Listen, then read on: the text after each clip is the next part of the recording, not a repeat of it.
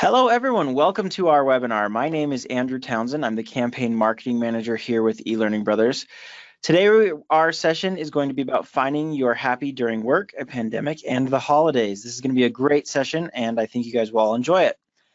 This session will be recorded. We will send a copy of it out to everybody who has registered. So if you need to check out early, we'll be able to get that to you later in the day via email. This will be a slightly shorter session. We're going to make sure that we take space at the end for questions. We're sure that there's going to be conversation afterwards, so do expect that, and we'll probably hold on to some questions till the end. If you have questions during this webinar, don't hesitate to ask them when you have them, though, so that they're fresh in your mind. There's a questions panel there in your GoToWebinar control panel. Please do use that, and we'll get to as many of those questions as we can. All right, so we have a fantastic guest with us today. We've got Beth Thomas, the CEO and founder of Change for Growth and the author of the book Powered by Happy. Thanks, Beth, for joining us. We're excited to hear what you have to share. And without further ado, I'm going to pass the screen over to you. Thank you so much, Andrew. And hello, everybody. Happy holidays. I am so excited to be here with my friends at eLearning Brothers. It has been a long time since they've been my friends, so I'm excited to be here along for the ride. But I will tell you, this is one time that we all need a little bit of happy. There has been so many things going on and so many challenges in our society and in our communities, at work, at home. And I just hope for the next 30 or 40 minutes that I can bring you a few tips that you can take home and you can enjoy on how to be happier at work, at home, during the holidays, and during the pandemic. So let's get started. I want to start with some tips, excuse me, on how people find happiness at work during the holidays.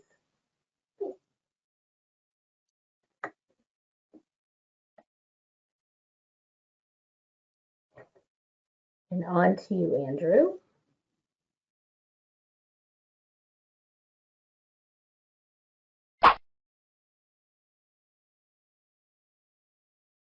Okay, people, tomorrow morning, 10 a.m., Santa's coming to town. Santa! Oh, my God! Santa here? I know him. I know him. Wait. I'm singing. I'm in a store and I'm singing. I'm in a store and I'm singing. Hey! There's no singing in the North Pole. Yes, there is. No, it's not. We sing all the time. No, it's not. Especially when we make toys. My dad is Santa Claus. Oh boy. I think what he means is I'm like Santa Claus. We're both giving, we're both jolly, and we both work very hard one day a year. It's the one night of the year when we all act a little nicer, we smile a little easier, we share a little more. For a couple of hours out of the whole year, we are the people that we always hoped we would be.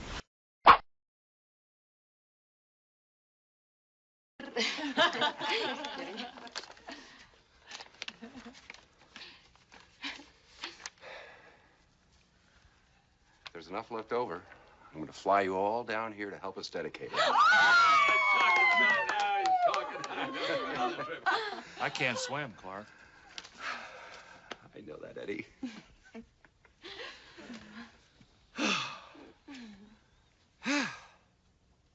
Hey. Oh.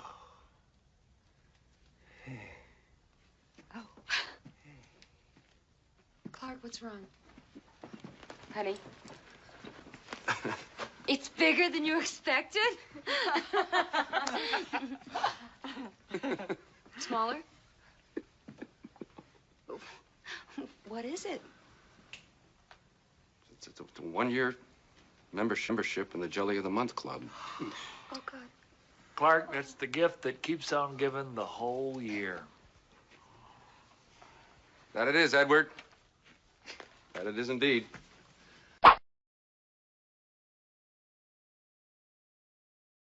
Christmas. Number 2.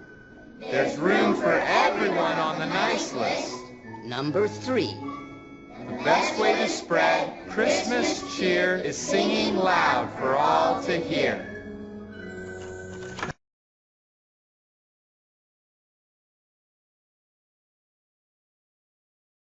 Love those movies. So hopefully you all enjoyed the movies, and they are some of my favorites. But really what we wanted to tell you is when you have a culture, it's really 3 things that are tying it all together. And that's the passion that you have for what you do. It's the alignment that you have with the leadership company and the vision of the organization.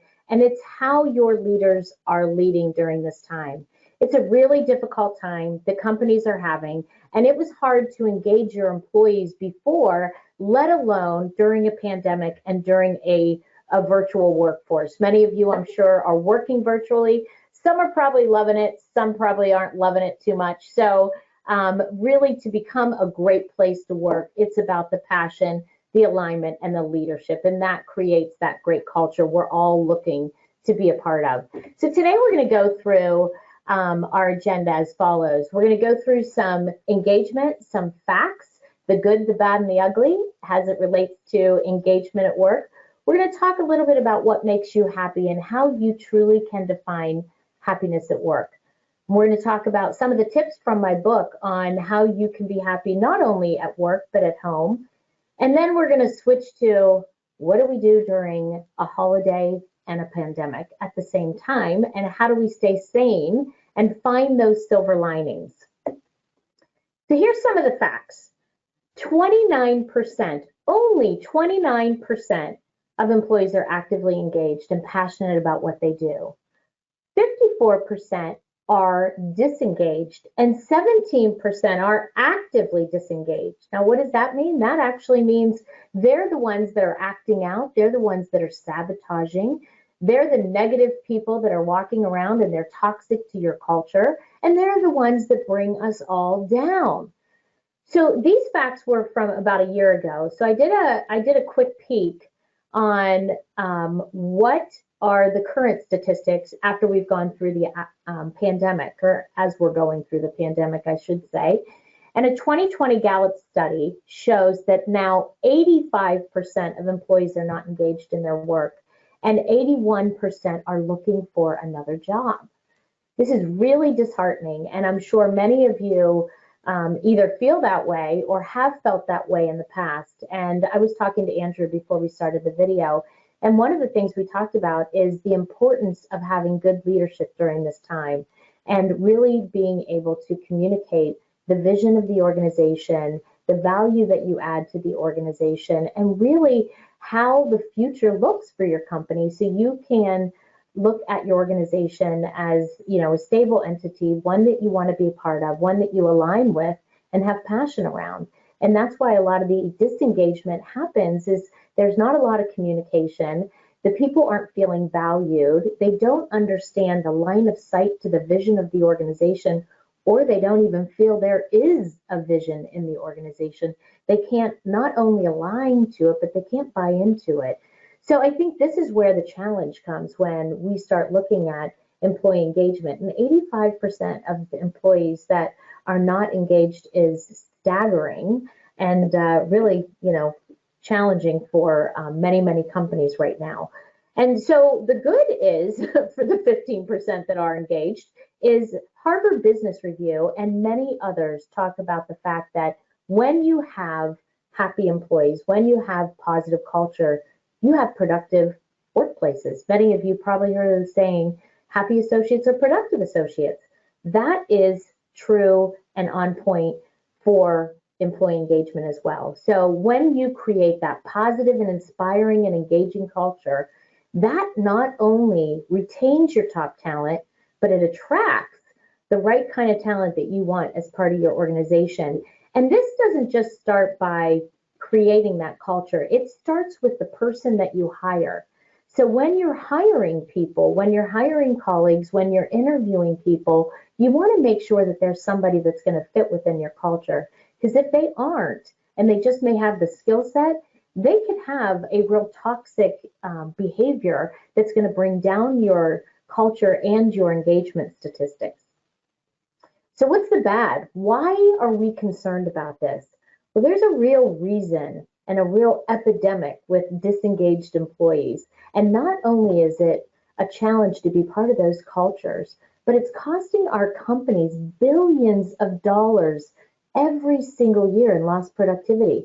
The last Gallup poll I looked at, it was 400 to 600 billion, and sometimes up to 750 billion, depending on the industries that you create and put as part of the survey. But each year, that money is lost in productivity and higher turnover and diminished business success. So that 81% of people that are looking for another job, do you think they're giving it their all? Do you think that they're really giving that discretionary effort that helps employees be engaged? They're not. And therefore, it hurts the productivity, it hurts your customer engagement, it hurts your sales, your bottom line, hurts your company. And this is one of the reasons why many companies are struggling today. But also realize that you have a piece and a responsibility in part of this, as part of this, because it's up to you to become engaged as well. So if you are feeling disengaged, what can you do about it? We're going to talk about some of the tips you can do, but understand that if you aren't engaged and you're toxic and negative, you could be one of the first people that go when they do downsize or right size the organization. So understand that your leadership is probably looking at people right now, especially who are not only going to add value to the organization, but are going to have the right attitude and engagement to create that positive culture that's going to increase your bottom line. And the ugly. So there's lots of reasons why people leave their jobs. And I know number one reason is people leave because of their boss. So 80% of people leave their boss, not their company. And a lot of people quit and then they stay, if you know what I mean. But those are the people that are disengaged. But there are lots of reasons why people quit their job. And these are just a few of the ones that we've seen. So it's terrible bosses. It's no opportunity for advancement, a wrong culture fit. When I coach people and talk about how do you find that perfect job, I always tell them interview the company as much as they're interviewing you, because it's so important that it's a fit to what you're looking for from a style perspective, from a values perspective, an ethics perspective, how the vision is, alignment. Are you passionate about the industry, about the work that you do, about the people that you work with? These are all really important factors to why people are happy at work. So when you don't have that, you're not happy at work. But there's lots of different reasons why people quit their job. And right now, I know a lot of people are feeling overworked because we're doing more with less. And when you do more with less, there's a lot more workload that has to be spread around. And you can really have that feeling of being overworked and have that lack of recognition, because your bosses are probably just as overworked as well. And when they are, the first thing that goes is really recognizing the good work that their employees are doing, because they're so focused on just getting things done. So you really want to make sure, if these are some of the reasons that you're contemplating leaving your job, is there something that you can do about it? Can you take control of your destiny and really try to fix some of the problems? Now, there's a lot of times you're going to work for a boss who may be a jerk, and you're not going to be able to change them. So you've got to make the decision whether you leave because of that, or whether you find other things within your job that make you happy. But at the end of the day, you've got to really define how you're engaged or not engaged at work and what you can do about it. Now, the positive psychology of happiness really talks about those folks that are the glass is half empty or the glass is half full. I am the glass is half full kind of person. I'm always giving people the benefit of the doubt.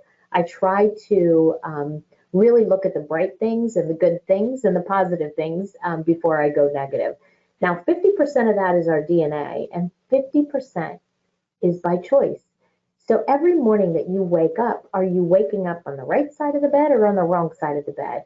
And a lot of people like to start their mornings with a gratitude journal, which I think is really fabulous. And Sean Anker from Harvard, is actually the one who wrote the book, The Happiness Advantage, and talks about the importance of happiness and gratitude. So writing down 3 things you're grateful for every single morning really helps you understand how gratefulness can contribute to your mood and how you're going to be happy that day. Also, Goldie Hawn Foundation, they have a foundation which shows the importance of happiness in children and how happy children become successful adults. So it all goes back to really the power and psychology of happiness is not just a trite thing. This is something that is really helping people move ahead. It's helping them get promoted. It's helping them get chosen for a job, because nobody wants to hire somebody that's negative, that it has a bad attitude, that's not a team player, that's not going to be able to delight your customers. They're going to hire those people that are happy, team players, that are have the ability to engage your clients, your other associates, even do extra work for your team, be a volunteer, because those happy employees help create the culture that outperform your competition by 20%. But all of these things are tied together, and really it's tied to your DNA for 50%, and that other 50% is a choice. So we think about, how do we achieve happiness? Working long hours doesn't define success. Some of you may work for organizations where the amount of hours equals how successful you are. I don't buy into that. I tell my folks, I don't care if you work from the moon, as long as you're getting your job done. And if you can do it in 30 hours, God bless you, that's awesome. But being engaged, happiness, and passionate and feeling valued is how you achieve success. And if you're not feeling that where you are today, then maybe you should be one of the 81% looking for where you can feel that way, where you can feel valued, where you can feel engaged with the type of company that you're working for. But you have to dedicate time and focus on it.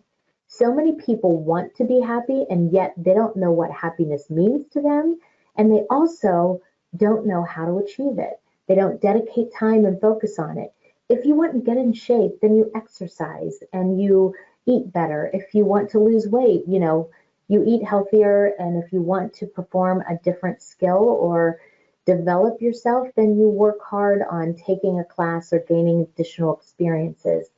It's the same thing about being happy. If you want to be happy, then you have to focus time and dedicate a plan to it. But the first step is defining what happiness means to you. And, I will speak in front of hundreds of people. And when I do, I ask them the question, how many of you have ever sat down and defined what happiness means to you? And out of 500 people, I may get 10% that raise their hand. And sometimes as low as 1%, I get a few hands. And to me, that's crazy, because I ask the question, how many of you want to be happy? Everybody raises their hand, and yet nobody ever sits down and writes what happiness means to them. And that's one of the first exercises in my book, Powered by Happy, is really sit down and define what happiness means to you. But understand that it's unique and it's different for everyone. So there is no right or wrong answer, and it changes as you evolve in your career and in your life. So when I got out of school, I thought I wanted the corner office, a vice president title, and an assistant. I wanted to make 6 figures. Now it's about, how do I work the least amount of time? So, you really have to constantly evaluate what makes you happy and what's going to make you happy at work, and how do you go after it. For me, what makes me happy is my family. And also my dog. This is Louis Vuitton. And I love retail. So my kids are named Tiffany and Madison, and my dog is Louis Vuitton. And my dog before him was Neiman Marcus, that we had to put down a few years ago. But I'll tell you what, the people who are getting pandemic puppies, it's worth every penny, because they are so good for your mental health and for therapy. That is one thing that I highly recommend. And then these are some of my teammates, and let me tell you, I have never been so proud of a team that has been able to stay positive and stay engaged and give that discretionary effort. Whether I'm asking for it or not, they are 100% on it and always willing and happy to take on anything that's been asked of them.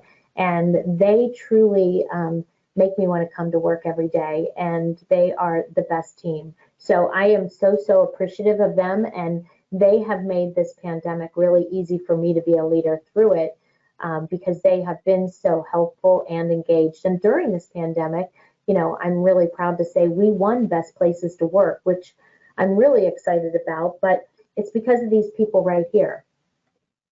So we're going to flip to a little bit of just some of the tips that I have in my book on how to have create tips to being happy at work. So the first one, like I said, is creating your own definition of happiness, truly writing it down and understanding that it could be your definition for, honestly, December 2020. It could change in March of 2020, depending on your situation. So always understand that it can evolve with every stage of your life. And especially, I'm pretty sure people that have written their definition of happiness has probably changed in the last year. I think what we define as happiness has probably become much simpler, like being able to go out with friends and sit at a restaurant table with 10 people or more. So I think that I'm sure it's had a lot of changes. So some of the top tips we have is, number one is create a wish list.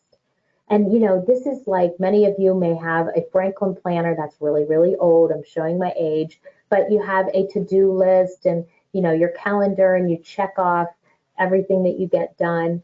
Well, wish list is something that's much happier. It's like a bucket list, but you're not going to die. And it's really about planning for your happiness. So what are those things that make you happy? If you think about like planning for a vacation, just the anticipation up to when you leave is so exciting. You're planning your trip, you're thinking about the fun things you're going to do. Just that one, that one bullet makes you excited about going on vacation. Scheduling lunch with friends. Be realistic. Don't talk about your wish list is to win the lottery, because most of us aren't going to win the lottery. Every time you check off something on your to-do list, reward yourself with something from your I wish list. Always weave that into your day.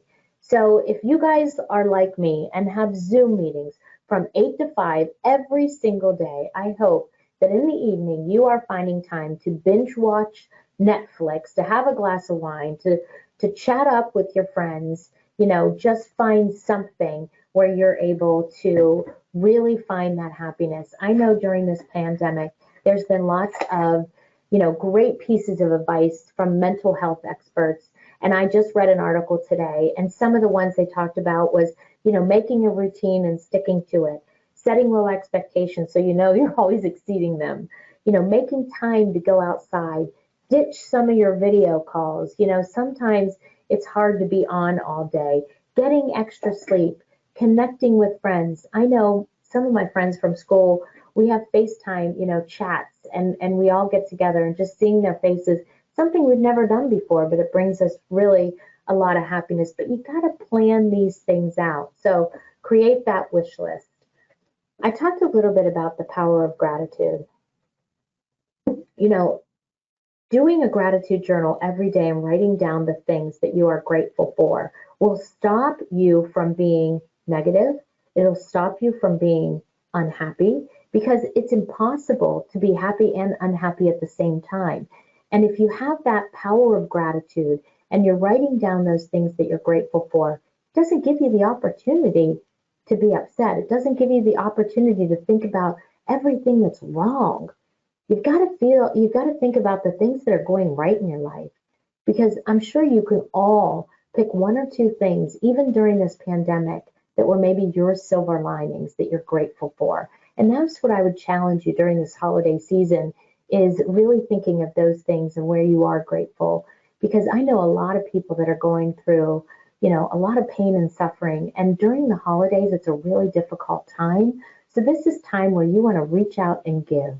This is time where you want to see somebody that might be struggling and just lend them a hand, whether it's money or time or a small gift, whether it's praying for them, just really being able to shower somebody with love, and that will help you be grateful in your own life for all the things that you are blessed with. So, when you have that gratitude, it really helps you transform negative events, and it stops them and from becoming stronger, and it stops the feeling of unhappiness, and it allows you to focus on positive things, and those positive things will manifest because if you put things out there that are positive, they're going to happen. If you put things out that are negative, and if you are a negative person, sometimes that draws in negative energy. So feeling the gratitude from others is also something that really helps you be grateful. And I'm going to talk a little bit about doing good for others is the number one thing that contributes to long-term sustainable happiness. So I did a lot of research when I wrote my book, and this was the number one thing for long-term sustainable happiness is helping others. And what a time to do that during this season. I just saw on TV today that we are over 20 million pounds of food that we've given more in the National Food Pantry than we did last year at this time. They used to, I know our local food pantry, they used to serve 200 to 300 families a day. It's up to 1,000 a day, and these are people that have really fallen on hard times. So, that is the number one thing. How can you help? So during the holidays, it's a great opportunity. Minimizing negative thoughts. This is really important because I don't know if any of you are worrywarts, but I am. And I wrote a chapter on how 70% of things we worry about never come true. And yet I still worry. You've got to master your stories. There's a great book and a workshop called Crucial Conversations, and there's a philosophy around mastering your stories. And it's great because it's about dealing with fact, not fiction. So many times if people look at us funny, if they write us an email that is in bold or caps or periods instead of exclamation points, we make assumptions and we make up stories in our mind that actually are not true. And those assumptions and stories can really cause us a lot of pain. It can cause us a lot of frustration, and we worry about those things.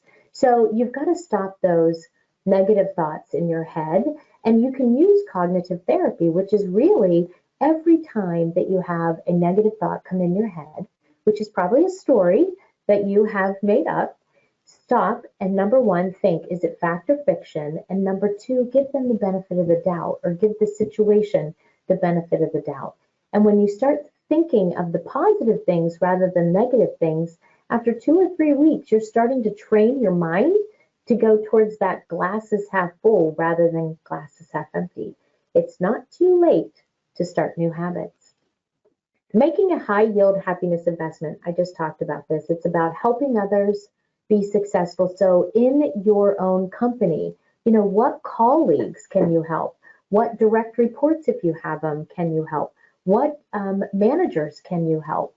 It's really going out and volunteering for work that may not be on your docket to do. And that is showing your leadership team that you're engaged. You want to give the discretionary effort. You might be the first one to get promoted if you do that. But they're watching those type of activities, and rewarding and recognizing is not just for supervisor to employee or direct report. You can do it to your peers. You can do it to your supervisors, your managers. Everybody appreciates understanding the value that they bring to the organization. Paying it forward. How many of you have ever done a random act of kindness? I was at Tim Hortons probably about 5 years ago. I was going through the drive-thru. My daughter was in the car, who was a competition cheerleader, and I said, I'd like to pay for the person behind me. And my daughter looked at me, teenager, she's like, what are you doing? I said, I just want to pay for the person behind me. Why? Just because it's something kind to do. And I did that, and she looked in the rearview mirror and she said, oh my gosh, Mom, she's crying. And I said, doesn't that make you feel good knowing that we brought her to tears, hopefully of joy? And about a month after I did that, I was speaking at Nationwide Insurance to the leadership team, and I was talking about, my book and about how to engage your employees, and I told them this story, and a woman came up to me afterwards and she said, was that the Tim Hortons in Westerville where I live? And I said, yes. Was it on a Sunday? Yes. Was it a white van? Yes. Was it about a month ago? Yes. She said, that was my sister on her way to her first chemotherapy appointment. And she said, after you did that, that was a sign that she needed that everything was going to be okay. And, it just brought me to the book, The 5 People You Meet When You Get to Heaven. It's about doing random acts of kindness, to people when they need it, and especially now when they need it, whether they're suffering from the pandemic or somebody that they're close to has suffered or died from the pandemic, and just the loneliness and sadness that we experience during the holidays. This is the time to make that high yield happiness investment. And like I said, it will help you be happy when you help others. Scheduling happiness. I talked a little bit about this, not just keeping a work schedule from 9 to 5, but how are you going to schedule those things that bring you happiness? Whether it's happy hour with friends, and now you can do it virtually, and some of you can do it in person.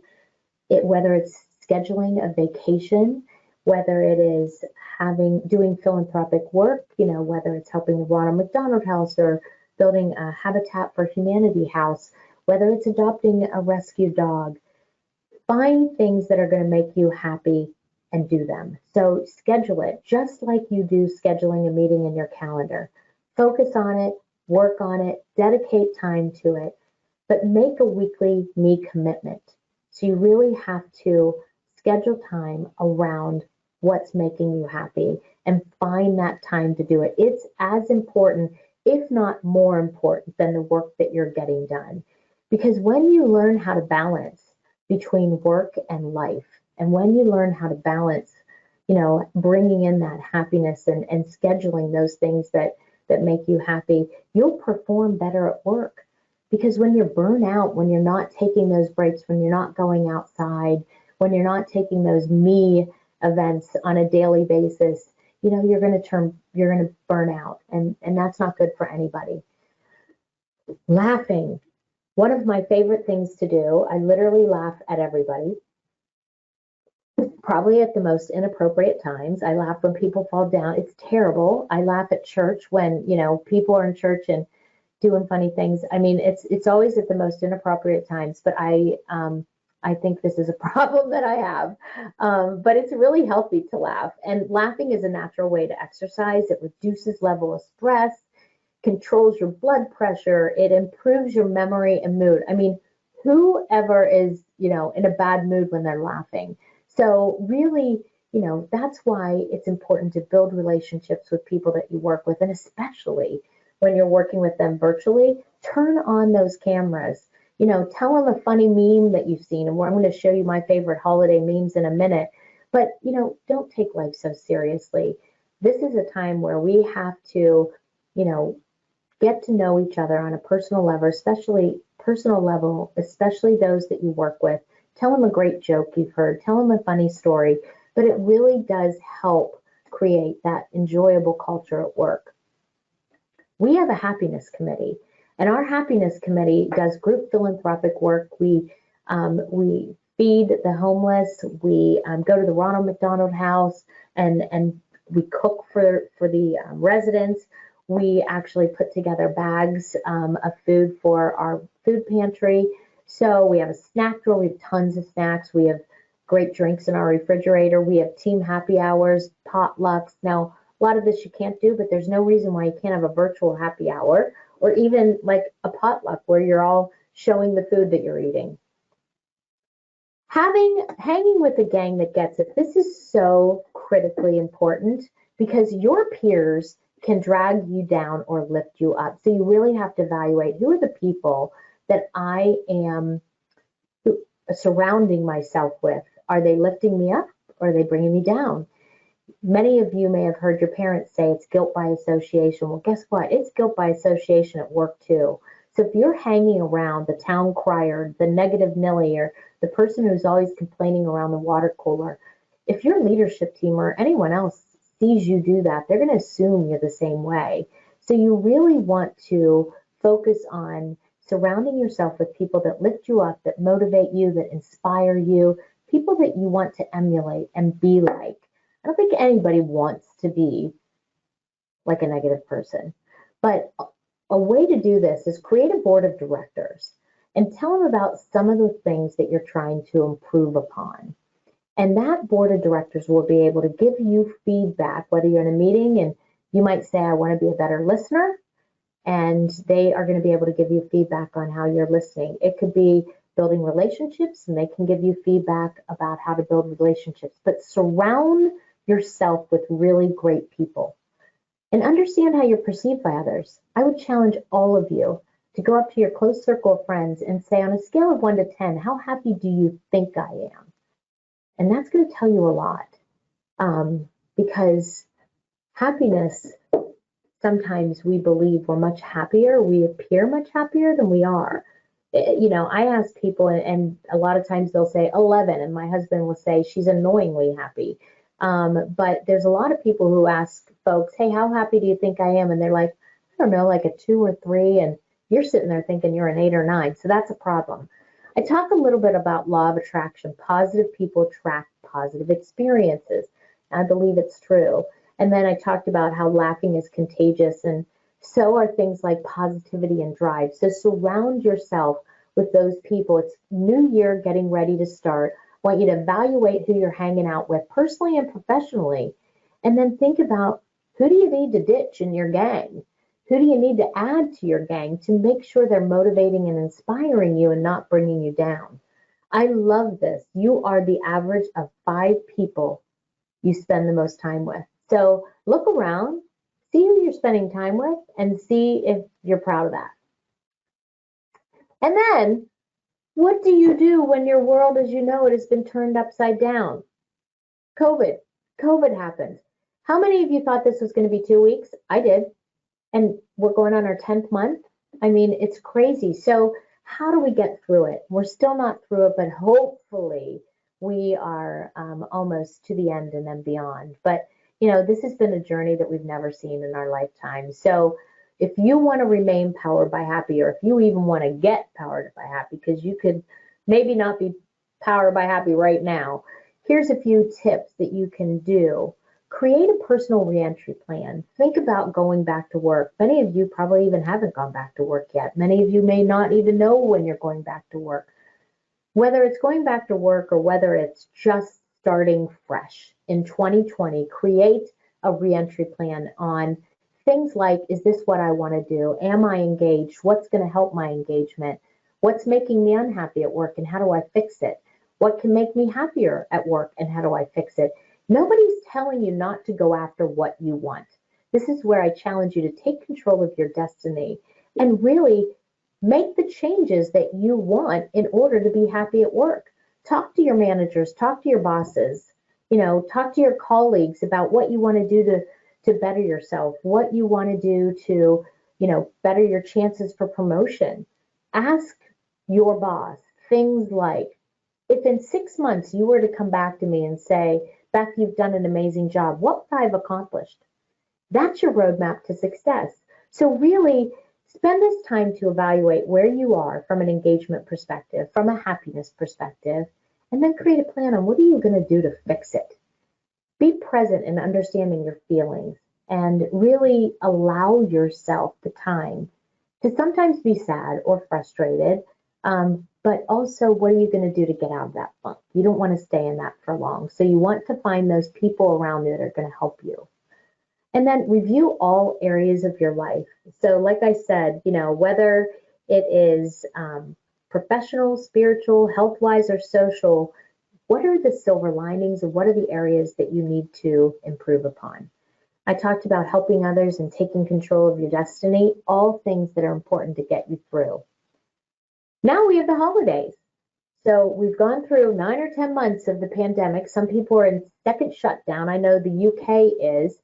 How do we keep sane and spread the happiness and cheer along the way? Well, here's some of my favorite holiday themes. Take a minute to look through them. I will tell you my favorite's the one in the middle because I think so many people want to travel And that so looks like he's in an airplane. So I know, if one of you want to screenshot this and play a joke on your friends, I think you should. Or you know what? You could play a joke on your boss and just tell him, hey, I'm on my way to X, Y, and Z, and sayonara. Okay, so how do you spread happiness and holiday cheer during COVID? Number one, plan some fun. We have done so many Airbnb experiences. They are so super cool and not so expensive, but I've done virtual cooking classes from Italy. We've done drink classes like making your own cocktail. We did a wine tasting from Napa. We did the pandemic in Prague, which was, oh my gosh, so cool. You literally are walking through Prague. But there we did like how do you make your own makeup? They have virtual escape rooms, virtual white elephant gift exchange. I don't know about all of you, but I'm having all virtual Christmas parties. So as much as I am not a big fan of that, and as much as I really don't want to have a virtual party, it's just where we are right now. So I'm going to make the best of it. Giving back, there's probably every single day I see a new charity that I want to give to, and whether it's $5 or $10 or $100 or whatever you can give, and it doesn't need to be money. You can give to the food pantry. You can write letters to our servicemen and women, and then recognize. I mean, how many times have you heard people saying about their performance review? Wasn't about the 3% raise I got. It was the handwritten attaboys that I got, or, really talking about the value that I add to the organization. So if you're a leader, write personal notes to your team. I remember when I got my first personal note from our CEO, I was like, wow, really made an impact. But take time on your next Zoom call to recognize your peers, your colleagues, your direct reports, or your bosses. And then finally, finding the silver linings during the holidays. I think this is a time to really sit back and, like I said, create that gratitude journal. Write down 3 things that you're grateful for every single day and see how it changes your mindset, because your mindset is so important when you're focusing on how to be happy, not only at work, but at home, and how to be engaged. There's a lot we can do to become more engaged, but at the end of the day, you have to take control of your destiny, take some of these tips and make it happen. But increase quality time spent with loved ones. I know that I have spent so much time with my 2 daughters, and I've loved every minute of it. We have spent a lot more time as family because we've been kind of sheltered and home together. And, we've created fun things to do, like the Airbnb virtual experiences. The evolution of shopping habits. I don't know about you, but I shop on Instagram every single day. My daughter calls me the biggest Instagram sucker that ever lived. I literally buy cat food for a cat that I don't even have because, I love the marketing and branding of it. So there's a lot of fun that's to be had around the different types of ways we can shop. Appreciate what's in your backyard. So I remember somebody telling me something so simple of appreciate the things that you have.